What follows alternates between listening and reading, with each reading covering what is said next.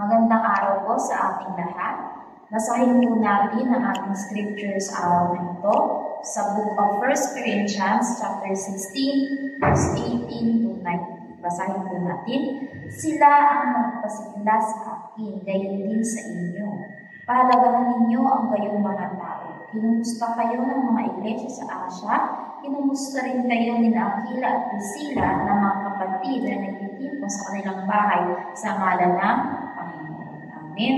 Ang title po ng mensahe natin sa araw na ito ay Those Who Refresh the Spirit. So sabi sa atin ang mensahe ngayon, tayo din yung mga tinatawag na witnesses o yung mga saksi. Saksi ba tayo nino? Saksi dapat tayo ni Kristo Jesus lamang. Sabi sa mensahe natin ngayon, ang mga saksi ni Kristo Jesus ay sila yung tinatawag o nagtataglay na tinatawag na spiritual na sabi. So tayo yung mga tao na binigyan ng Panginoon ng kapangyarihan upang mapunta sa spiritual na sabi. Dapat daw bilang mga witness ng Panginoon, bilang mga saksi ni Jesus, kailangan daw natin na magkaroon ng passion.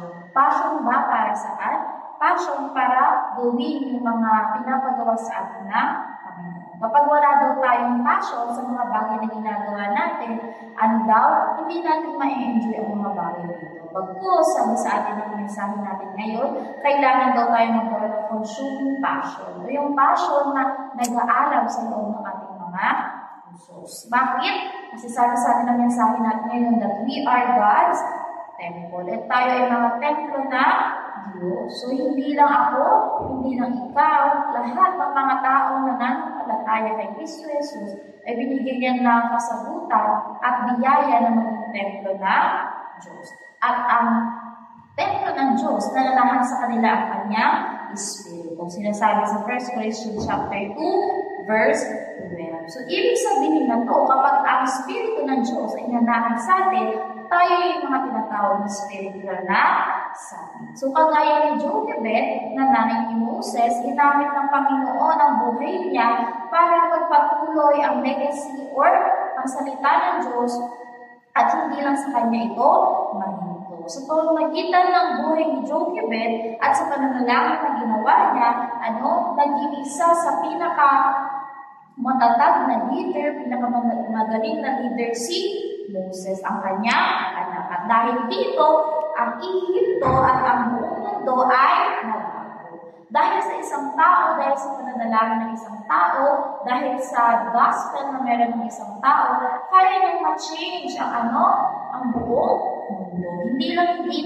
lang kagaya ni Jochebed, also kagaya din na iglesia na Corinth. So, even though nadaming problema ang nangyayari sa Corinto, sa iglesia ng Corinto, hindi sila sumuko, bagos nagkaroon sila ng matatag na pananampalataya. Yung mga problema na nangyayari sa loob ng kanilang simbahan, hindi ito naging discouragement sa kanila, o hindi ito naging hadlang para magpatuloy sila, at hindi ito naging hadlang para mamuno sila bilang mga witnesses na Kristo. So, sabi din sa atin ng mensahe natin ngayon, kailangan daw natin maging witness. Witness ng bilang spiritual na summit, na pupunta doon sa mga lugar na hindi napupuntahan ng mga tao. Yung mga tao, hindi kaya pumunta sa mga disaster zone or sa mga lugar na walang gospel. Dapat tayo daw yung maging witness at maging spiritual na summit na pupunta sa mga lugar na yun. At sabi sa atin ng mensahe natin ngayon, na tayo daw yung focuses na God's Word. So tayo yung mga tao na pinili ng Panginoon para magtaglay ng kanyang mga salita at maging ebidensya at mag-save na mga tao. Sabi sa atin ang mensahe natin ngayon sa number 1, ano bang klase dapat maging saksi tayo? Kailangan daw natin maging saksi na nagre-refresh na Panginoon Jesus o ng ating Diyos. So sabi ng mensahe natin ngayon, kagaya ni Timothy at ni Apollos, dinivote nila yung buhay nila para sa gawain ng Panginoon. 1 Corinthians chapter 16, verse 10 and 12. Sa pamamagitan ng buhay ni Timothy at ni Apollos, binigay nila yung buong buhay nila to do the works of Pangalawa, kailangan daw natin maging witness na nagtataglay na church. Ano ba yung ibig sabihin ng church or ng iglesia? So, sabi dito, kagaya nga sinabi ko kanina, kagaya ni Timothy at ni Apollos, binigay nila yung buhay nila para i-serve yung church. I-serve yung work of God. In 1 Corinthians chapter 16, verse 10 to 12. Pangalawa, kailangan ito natin maging witness na mag-refresh ng Panginoon. So, sinabi ko din sa ito kanina, pero ano ba klaseng saksi na dapat maging tayo? Dapat tayo ng saksi na alam mo bakit may mga problema bang nangyayari sa buhay natin. Dapat tayo ng saksi na alam mo bakit ba tayo nagsasuffer. Bakit ba tayo nagkaroon ng problema? Bakit ba tayo dumadating sa punto na parang lubog tayo? Dapat alam natin ito.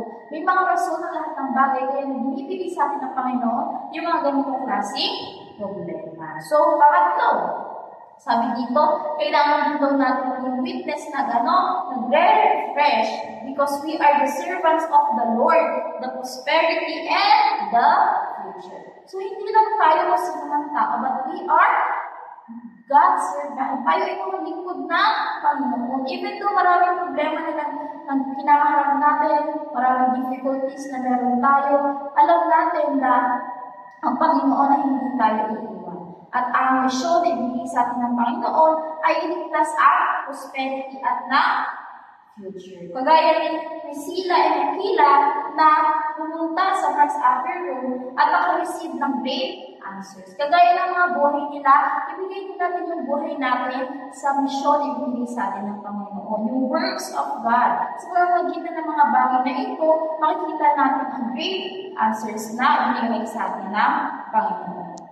At sa pagtatapos, para sa ating conclusion, sabi dito, kailangan we are armed with the blessing of the spiritual summit. Dapat palagi daw tayo bagay na ibinibigay sa atin ng kaaway. Kailangan daw tayo maging alisto sa lahat ng bagay. Kailangan daw natin pumunta sa mundo at mag-stand bilang isang saksi of the spiritual summit. We are the spiritual summit who has the Spirit of God. We are the God's temple. We are the chosen people and we are God's children. So, kung magitan ng mensahe natin ngayon, panalangin ko na mag-stand tayo bilang mga saksi ni Kristo Jesus sa field na ibinigay niya sa atin. Tayo ay manalangin. Amang banal, Diyos na makapangyarihan sa lahat, maraming salamat po sa oras na ito na ibinigay niyo.